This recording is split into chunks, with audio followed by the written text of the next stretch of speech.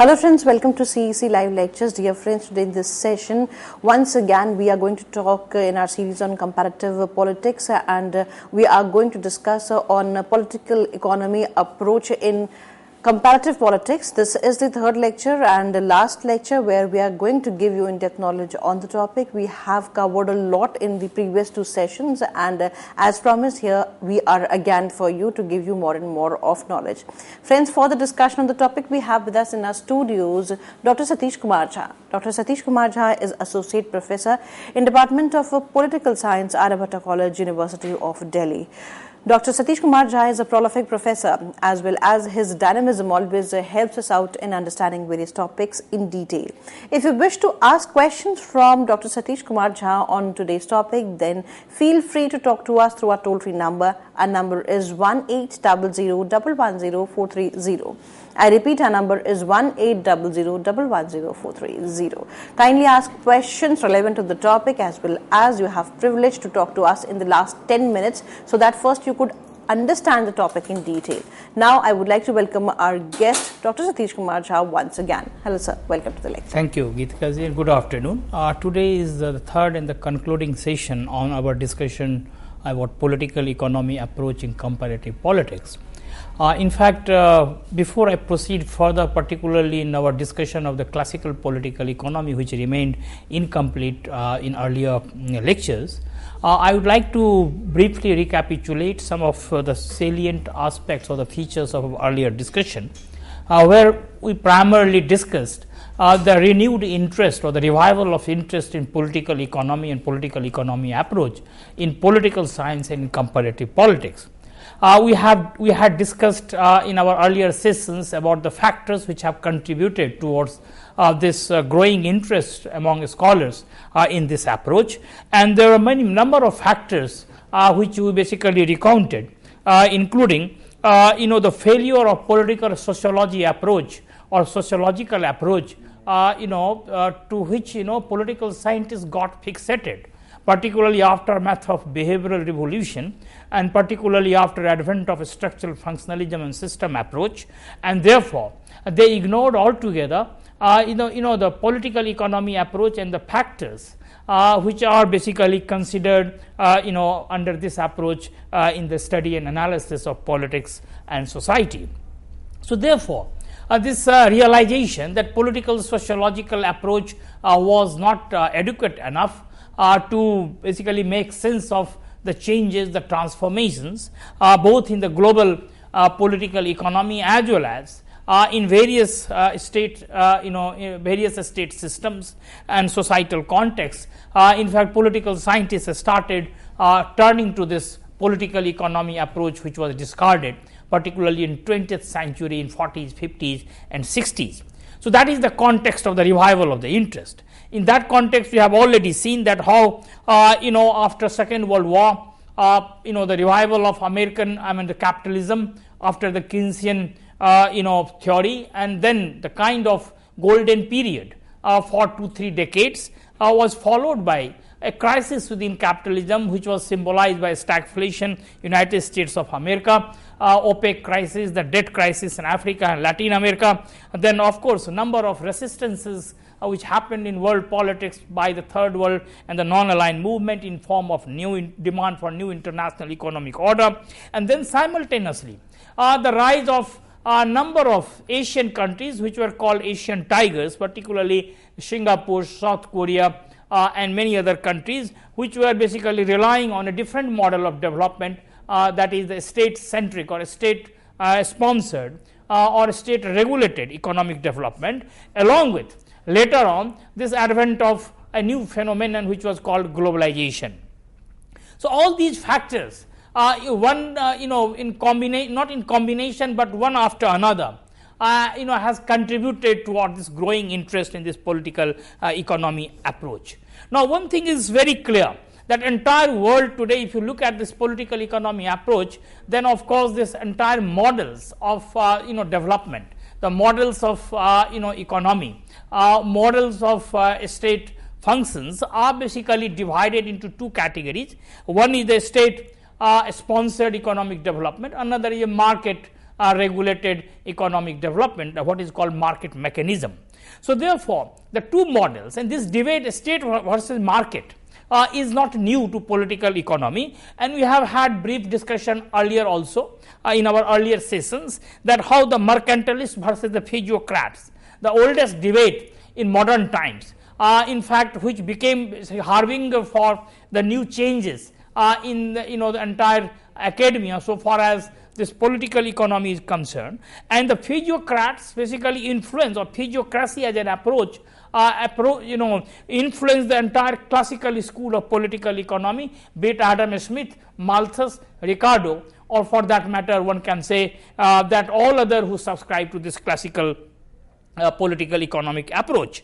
And the mercantilist who had altogether different point of view. Basically they talked about the state, they talked about the kind of national market, they talked about nationalism, they talked about import substitution, they talked about protectionism. So therefore one can say this mercantilist discourse resurfaced in a different form later, when we have had this entire state intervention in economy, or state sponsored or state regulated economic development, which lot of differences from what the mercantilists in 16th century or 15th century they were talking about, and the later discourse around this state centric economic development, be it Japan after Second World War, or the Asian tigers of 70s and 80s, or for that matter any other model which is associated with this state centric economic development. So I mean, this is how this entire thing gets polarized within political economy, that we have had a discussion in last two sessions, the first and the second parts of our lecture.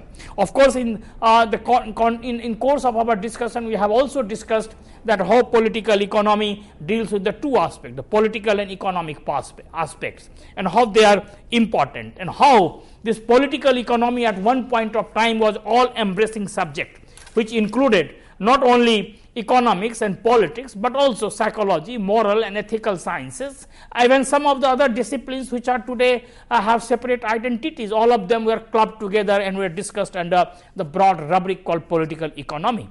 So therefore, this is how this political economy approach started. And now today we have come to a place where political economy approach is used by political scientists, by social scientists, but nonetheless economics as a separate discipline exists in academia, in university system, in knowledge system. And how this happened, we also touched upon this issue, that how this identity issue, the disciplinary boundaries of this subject, how it crystallized with neoclassical economics, particularly trying to create a new identity for economics and taking it away from moral and ethical science in direction of mathematical and physical sciences. So gradually what happened, the proximity of economics became more to natural sciences and mathematics than perhaps moral ethical sciences, or one can say the political philosophy which existed in the classical political economies. So I mean, neoclassical made a major shift in this direction, and in fact we will have some discussion of neoclassical later. So this is what we have discussed our last two lectures, the mercantilism and the physiocrats. Mercantilism, a feature of 15th century to 17th century, particularly after the rise of monarchs and merchants, particularly in the light of the transition from feudalism to capitalism, and how they emphasize state power, nationalism, import substitution and protectionism. Then of course the physiocrats, later half of the 18th century France, particularly this word physiocracy is also is a French in origin, which basically means law of nature. So like other areas of physical sciences where the law of nature is basically talked about, the physiocrats also talked about law of nature, and they basically tasked the economists or the political economists to discover the natural law for governing economic phenomena so that the governmental policies could be designed accordingly. So this was basically the physiocrats. We also mentioned the Cuisine, who is basically considered the father of these physiocrats, who discovered this law of economy, like many other scholars discovered the law of of nature. So this is how this mercantilism and physiocracy debate ultimately crystallized in form of the rise and evolution of the classical political economy, particularly Adam Smith, Malthus and Ricardo. Of course, we shouldn't forget the contribution of John Locke, classical liberal thinker, or subsequently John Stuart Mill and his father James Mill Bentham. These utilitarian thinkers also had because this Ricardo happened to be the friend of all of them. So therefore, if we talk about this classical political economy, then all of them can be considered as basically the flag bearer of this discourse. John Stuart Mill contribution or the book on political economy is also very celebrated. But nonetheless, these three thinkers, Adam Smith, Malthus and Ricardo, are considered pioneer so far as the classical political economy is concerned. And I mentioned in my last lecture also that when we today talk of a new discourse around neoliberalism in era of globalization, this neoliberalism is nothing but throwback to this classical era, when basically the same unregulated market, hidden hands of the market, or basically the minimal state, or the discourse of freedom, they have again resurfaced, of course with a difference. That difference will basically highlight in course of our discussion, because the classical political economists not simply talked about freedom, but they also talked about common good, that how the freedom of individual and the common good of the society, how they can be harmonized, how the common interest of the people along with the individual interests both can be harmonized with each other. But today, of course, the neoliberal political economy is more geared towards the discourse of freedom, particularly the Chicago school. Basically, the thinkers like Friedman, Hayek, all of them who are considered pioneer of this neoliberal discourse today, their main concern has been freedom, and not common good, the way perhaps the classical political economists problematized it. Of course, we have the social choice, but nonetheless, the rational choice is perhaps the signpost of this entire new approach, where it is believed that individual endowed with rationality can act in a situation of a market, and therefore it can basically lead to the enlargement of freedom. So all these things have been the deviation from the classical to neoliberal. In between, the neoclassical was of course a little bit different from classical. In spite of sharing certain concerns, they offer new insights. So in fact, that is also important. But coming back to this classical political economy, the Adam Smith, what we were discussing in the second part of our lecture, but remain incomplete, that Adam Smith, who is considered the father of classical political economy, and a Scottish intellectual, product of Scottish Enlightenment, and we had seen that how Scottish Enlightenment was influenced by the French Enlightenment with difference, because Scottish Enlightenment was essentially focusing on the economic dimension, not as broad-based, as all-encompassing as the French Enlightenment. So therefore, that was the context. The two important books which he wrote, the first was the Theory of Moral Sentiment, 1759, and the another, which became more famous, or rather, acquired the status of a classics, that was the Enquiry into the Nature and Causes of Wealth of Nations.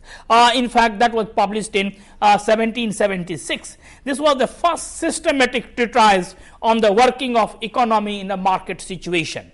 So therefore, in fact, this book became more famous, where he also emphasized division of labor along with the market mechanism and a number of other issues. But one thing, in fact, we should remember, that Adam Smith became famous for the second book, but nonetheless, the first book is equally important.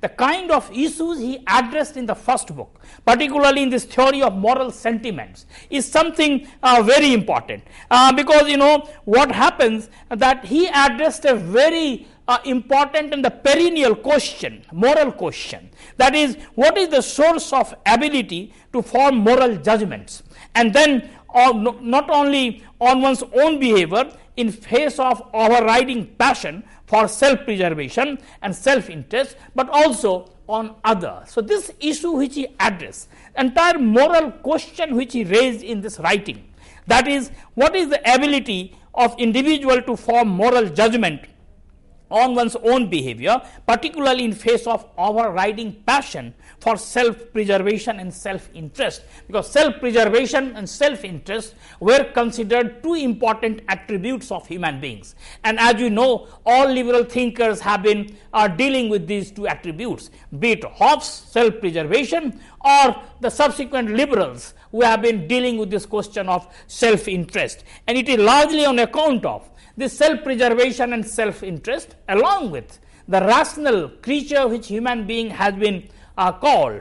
In fact, these liberals have been building this entire argument for state institutions, for unregulated market, for social equilibrium, for the market equilibrium, and basically the harmony of class interests. So, this is in nutshell one can say that Adam Smith in fact tried to build his entire discourse around these issues. But one thing is important, as I was referring to, that this, the kind of common good which these classical political economists address, and particularly Adam Smith stands out here in terms of this highlighting this issue of the common good, compared to this freedom discourse which is hallmark of the neoliberal political economy.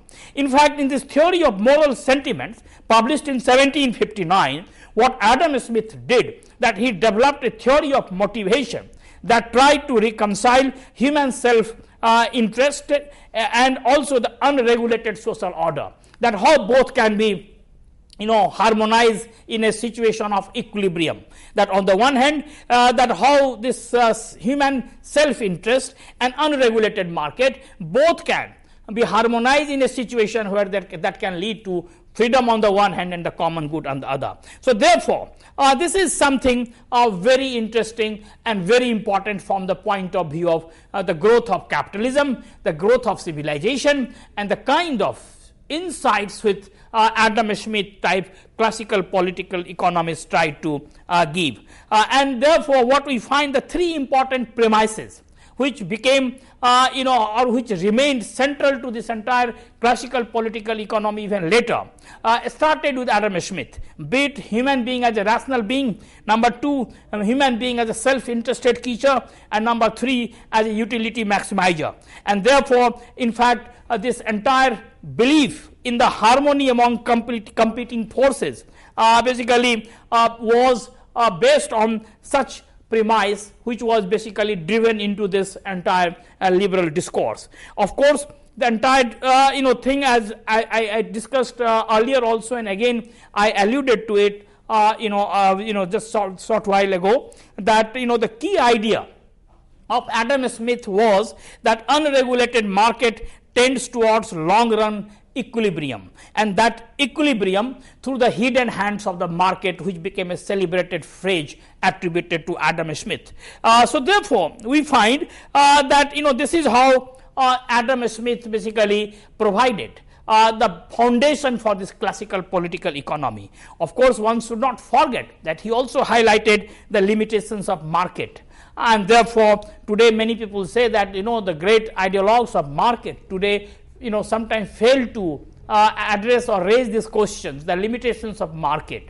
But Adam Smith was quite alive to this reality. In fact, he also talked about institutions, not only the market as an institution, but other institutions also, including private property and of course common good. And therefore, many people feel that one commonality between Locke and Adam Smith, that Locke also talked about property, he also talked about common good, in particular in his theory of property. So therefore, this is how Adam Smith laid the foundation for classical political economy. Adam Smith, after Adam Smith, another name which becomes celebrated, or one can comes to one's mind when one talks of classical political economy approach, is Malthus. Particularly his writing 1798, that is essay on the principle of population. Now, of course, for Malthus, the primary concern was the threat of population. In fact, one thing we should remember, that the source, the data on which he was working was thin, but nonetheless he made full use of that data to come out with a conclusion which was considered something historic, or one can say very influential even later on particularly another classical political economist, Ricardo. Now, of course, the biggest influence on Malthus was the travel diary of Arthur Young. Arthur Young was an English agronomist who traveled to France in 1787-1788, one can say on the eve of French Revolution. And he wrote about, Arthur Young wrote about poverty in the French countryside. And because what was happening in France around that time, that there was a rapid population growth, and of course along with this rapid population growth there was also a stagnation of agricultural wages, and therefore simultaneously what was happening was the increase in the land rents, particularly before 1789. Of course, this demographic shift which he saw there in fact cannot be considered the sole factor which basically caused this uprising, or one can say the unpopularity of the regime before the 1789 revolution, but nonetheless was a very important factor, particularly in the changes which were taking place in France around that time. So therefore, the major concern of Malthus, particularly after reading this travel diary of Arthur Young, was that this upheaval which happened in France and the kind of regions which were basically given for that upheaval, particularly this demographic change, should not travel to England, because that was his major concern, that how to prevent such uprising in England, or how to prevent such course of development to happen in the English society. So therefore, this was his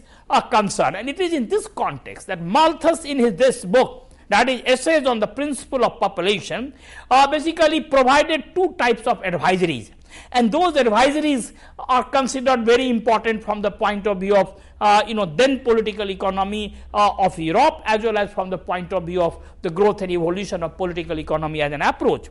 The first advisory was that all welfare assistances to the poor must be halted, and number two, that the reproduction by the poor should be strictly scrutinized to check overpopulation, because his major concern was overpopulation, which was leading to poverty, which was leading to stagnation, and which was leading to social crisis and turmoil resulting into revolution. So therefore, he concentrated on population growth, and therefore he thought that perhaps the biggest source of this population explosion was the poor people, and therefore there should be a tab on the reproductive cycle among them, and therefore their reproduction should be completely scrutinized and checked. So this is how the Malthus gave this famous theory on population, and why in fact Malthus is important, that like Adam Smith, Malthus also inspired and influenced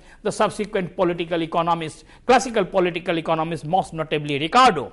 Particularly Ricardo, in fact, whose book of 1817 is considered to be so important that Engels, who was basically the friend of Karl Marx and also a fellow traveler, and also a contributor who together with Karl Marx basically wrote and produced number of writings on Marxian socialism. Engels writes that all modern socialisms, be it utopian or be it scientific or any brand of socialism, starts from the bourgeois political economy, particularly the Ricardian theory of value. And Engels point out that the theory of value, particularly the Ricardian theory, that the value of commodity is determined by the quality of labor which is required for its production, was kind of law which he discovered and talked about, has influenced and inspired whole host of socialists, even if the socialist ideologues, socialist theorists and philosophers disagreed with political economy. But nonetheless, this Ricardian theory, they not only lifted this Ricardian theory, they didn't simply take, but also worked on it and tried to build their argument, of course in a different direction by using this theory of Ricardo.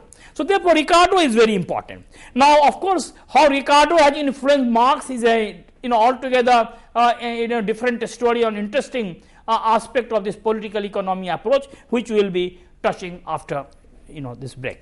With this note, thank you, sir. Thank you so much for giving us this session. Friends, you are requested to be with us as we are going to be back after a short break, and we would be continuing our lecture further. So keep watching us. Thank you.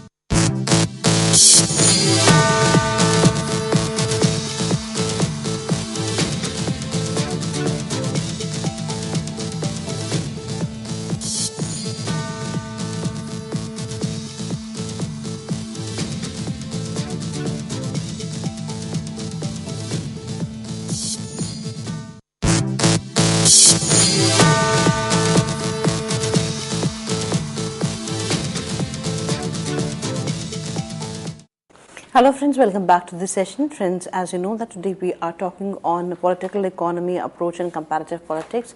In the previous session, we tried to give you in-depth knowledge, and as promised, here we are again for you so that you could have more insight into today's topic.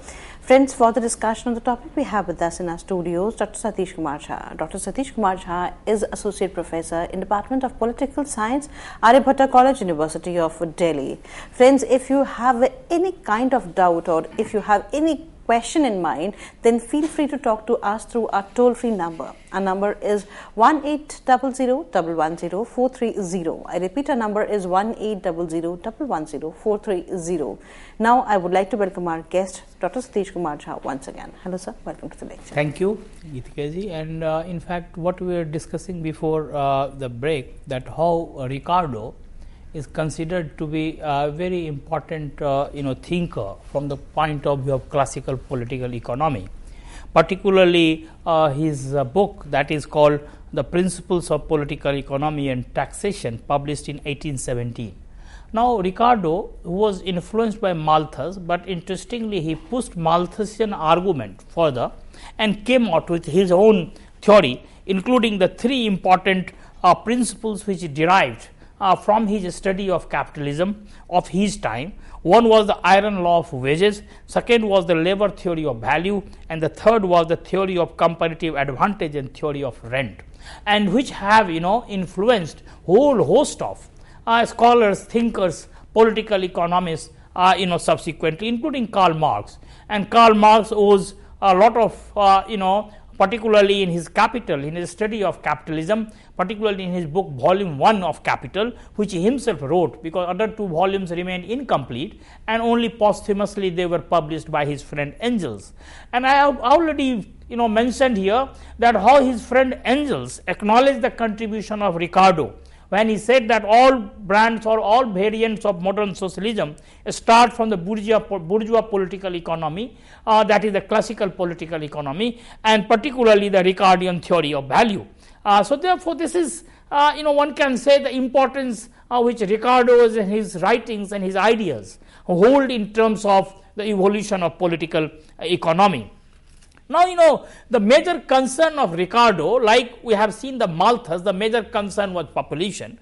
For Ricardo, the major concern was the long-term evolution of land prices and the land rent. And this is how he built his entire argument around these two issues. Of course, like many other classical thinkers, who preceded him, in fact, he was also, scared, or one can say that he shared that dark view of the long run evolution of the distribution of wealth, that how this distribution of wealth was going to create a major upheaval and problem in society. So the kind of the dark view many scholars of that period had, in fact, Ricardo also shared along with Karl Marx, because Marx also shared this view. Of course, they developed their argument differently, and therefore their conclusions were also different. Now, one thing is very clear here, the Ricardo, on basis of his observation of capitalism, particularly functioning of capitalism of that period, that is early 19th century, in fact, he believed that the small groups of landowners would basically claim an increasing share of output and income from the kind of development which was taking place. In fact, one thing is interesting, that later on when Marx built or developed his argument, he replaced the landlord of Ricardo with the industrial capitalist. The similar logic he used, but displaced or replaced the landlord as a category with the industrial capitalist, and we will see that how he did it. Now, in fact, Ricardo had reasonably good knowledge of capitalism of his time compared to many other classical political economists who preceded him. Of course, he was as I mentioned, that he was influenced by the Malthusian theory, but he pushed the argument further, and therefore his conclusions were altogether different. Now, in fact, the paradox before Ricardo were 2-3 types. For example, the first important posture which he gave to himself, that once population and output begin to grow steadily, because population was growing, as you have seen that Malthus had also highlighted this phenomenon. So therefore, the kind of posture he gave to himself, that once the population and output begin to grow steadily, then what would happen? And then his conclusion was that the land would become scarce relative to other goods, because there will be more population, and therefore people will require or demand more land, and therefore it will become a scarce commodity.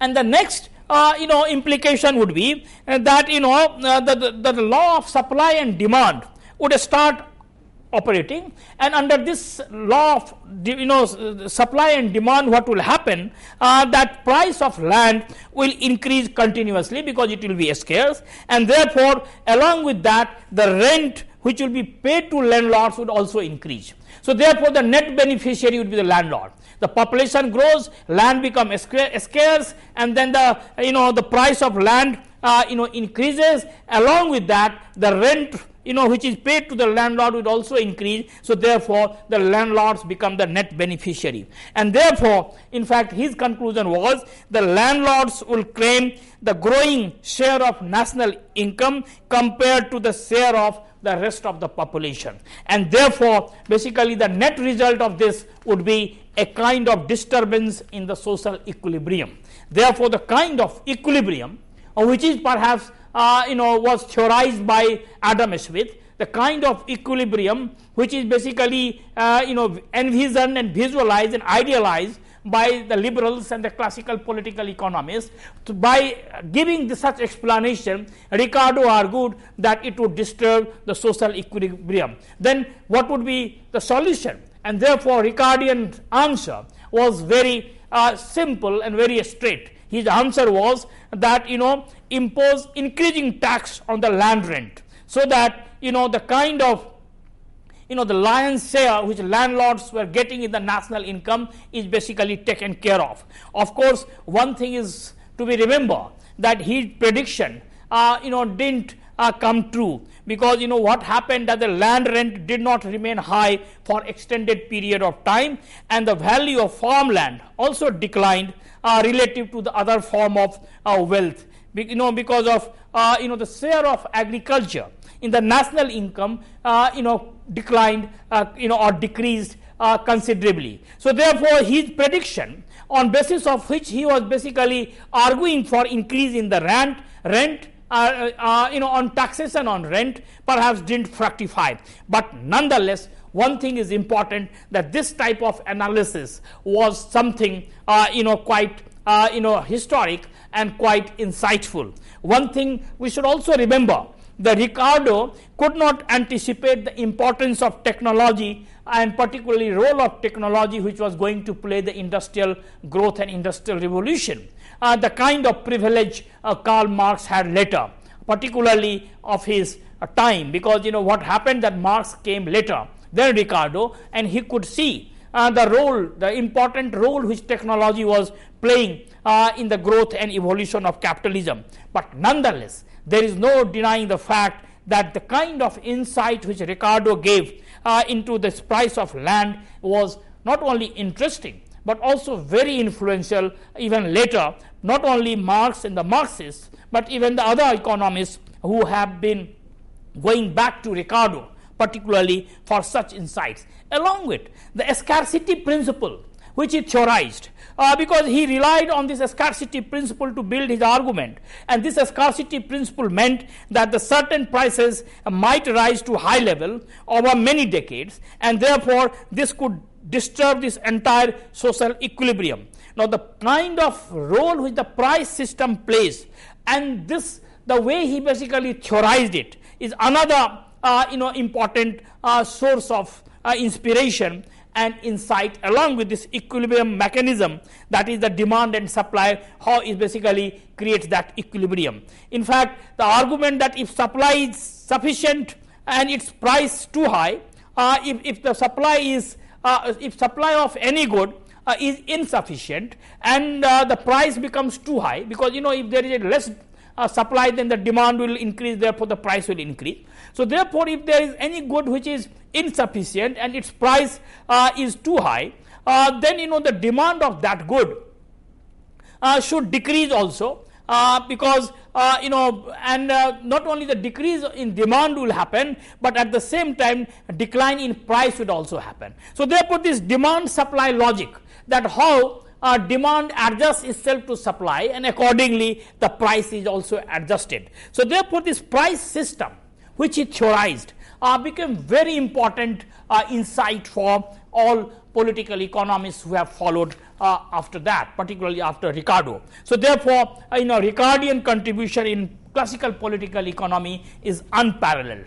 in terms of the three important things I pointed out: iron law of wages, labor theory of value, and the theory of comparative advantage and theory of rent, along with this theory of demand and supply equilibrium, and how the price mechanism operates. So this is how Ricardo becomes famous as a classical political economist, and political economy approach again and again goes to Ricardo for such insights. Now, after Ricardo, you have another thinker, Karl Marx, who is not called a classical political economist, because he was a critique of classical political economy.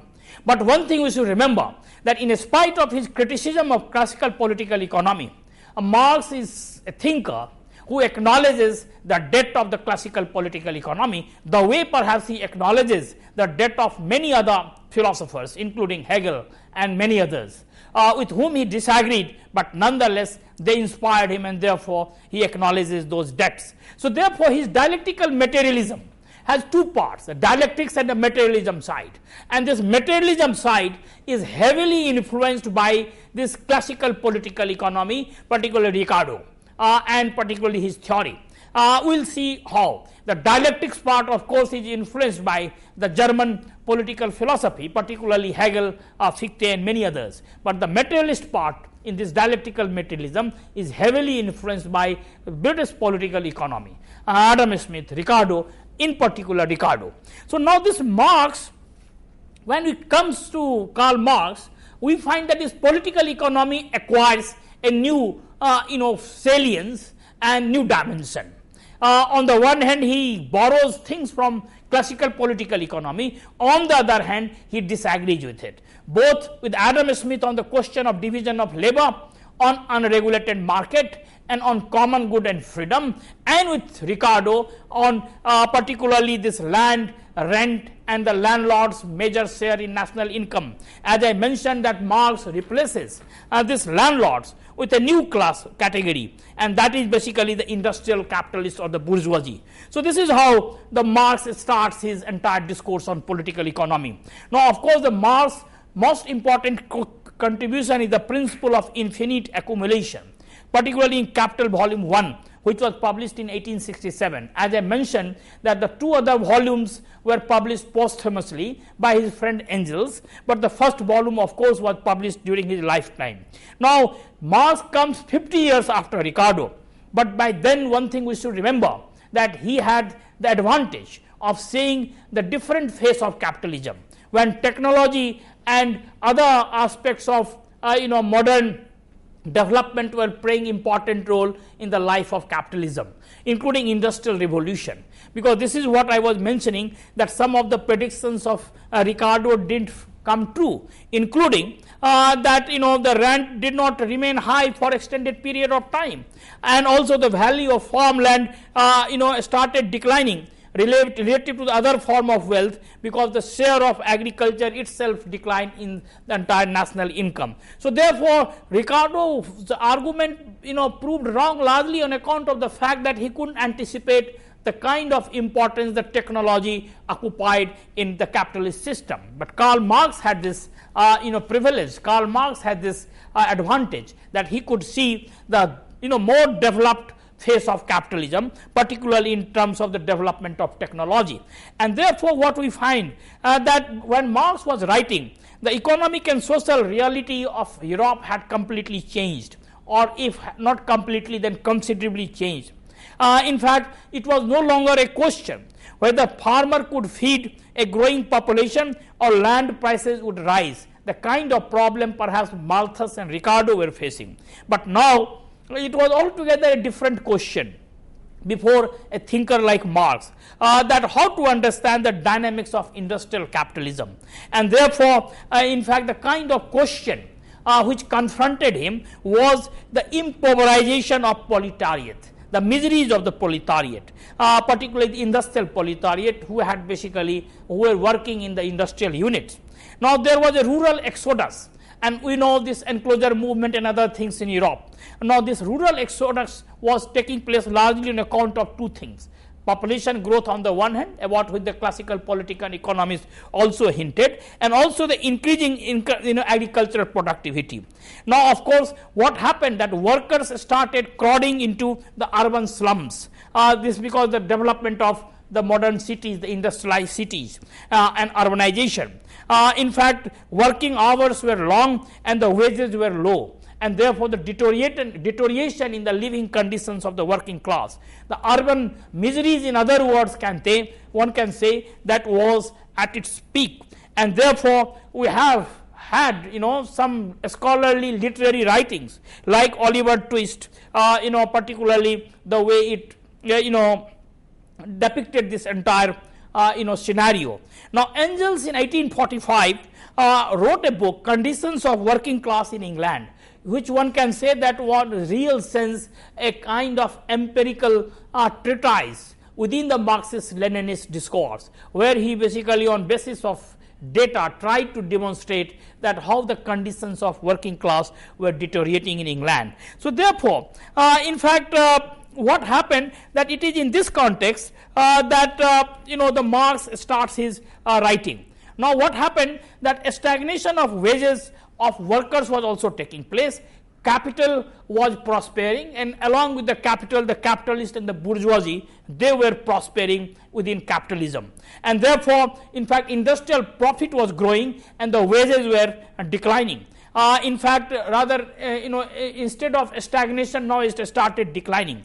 It is in this context that we find that the first socialist and communist movements started spreading and developing in entire Europe. And it is in this context that in 1848 Karl Marx also wrote his Communist Manifesto, particularly when he saw the new uprising happening in Europe.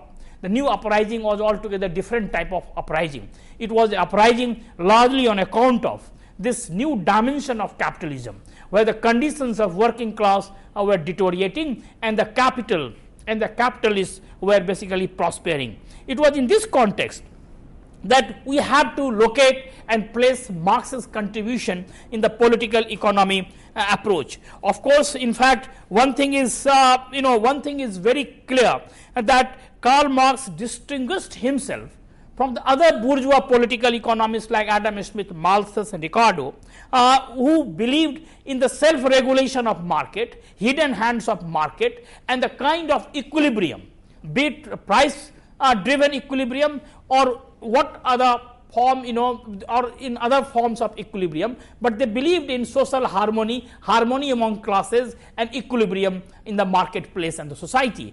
Karl Marx basically didn't agree with this entire hypothesis, because he thought that the kind of contradictions which were surfacing within capitalism, that would not only disturb equilibrium, which in fact Ricardo also talked of when he was talking about imposing tax on the rent, but Marx thought that this disequilibrium or the disturbance in disequilibrium, will create a situation where there will be extended class struggle, and that would be the revolutionary upheaval of the working class against the capitalist. So therefore, this is how we find that Marx takes a shift from what the classical political economists were talking, and not only classical political economists, but even some utopian socialists who talked about socialism, particularly getting inspired by the arguments, analysis and the facts supplied by the classical political economy,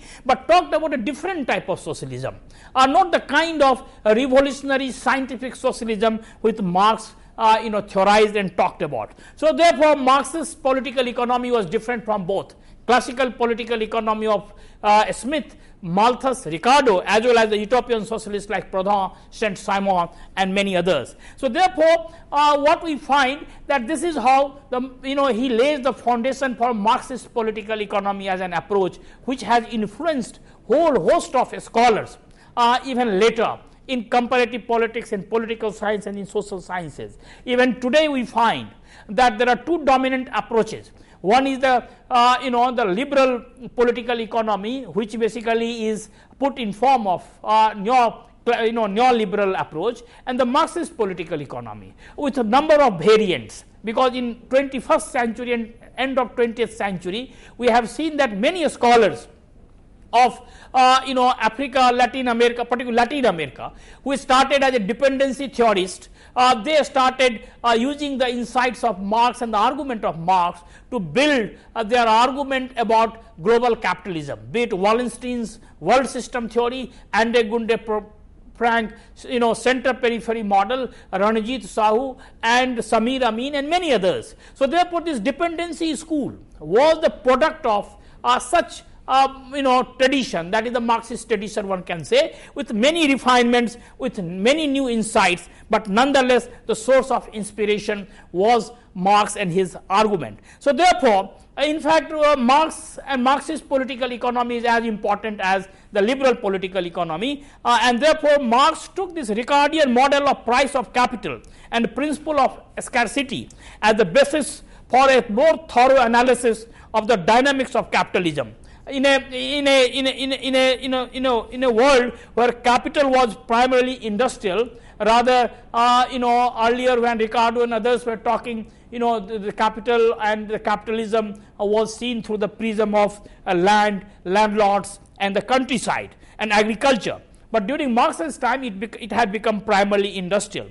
So that one can say that for Marx, when he came to the theory of accumulation, in fact, he believed that there was no limit to the amount of capital that could be accumulated. And his principal, most important conclusion was that the principle of infinite accumulation would happen in capitalism. That is, there is an inexorable tendency for capital to accumulate and get concentrated in few hands with no natural limit to this process. So therefore, this polarization, on the one hand the capitalists, on the other the working class. Capitalists, the capital would get concentrated in the hands of capitalists, and the workers would have nothing but a very deplorable conditions to live with, and therefore that would basically hasten this process of class struggle and revolution. Now, of course, his basis of his entire Marxist theory, so far as political economy is concerned, was the rate of return on capital would steadily diminish.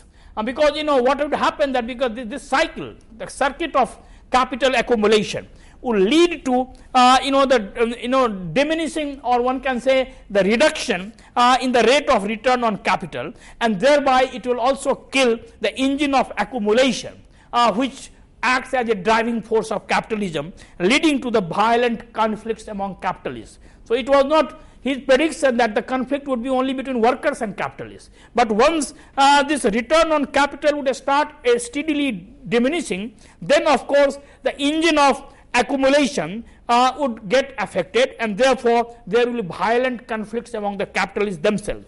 Or if that does not happen, then he thought the capital share in the national income will increase indefinitely, and which would unite the workers in this process, and therefore this equilibrium, which was basically talked about by the classical political economists, would not be possible. So therefore this equilibrium theory is demolished through his analysis of this capital, particularly this infinite accumulation, inexorable tendency within capitalism for the accumulation and concentration in few hands, and therefore he radically altered this entire argument of classical political economists and that tradition, including Ricardo and Smith. So this is how in fact we find that Karl Marx gives the foundation, or lays the foundation, for a very important school of thought so far as political economy is concerned. Now this equilibrium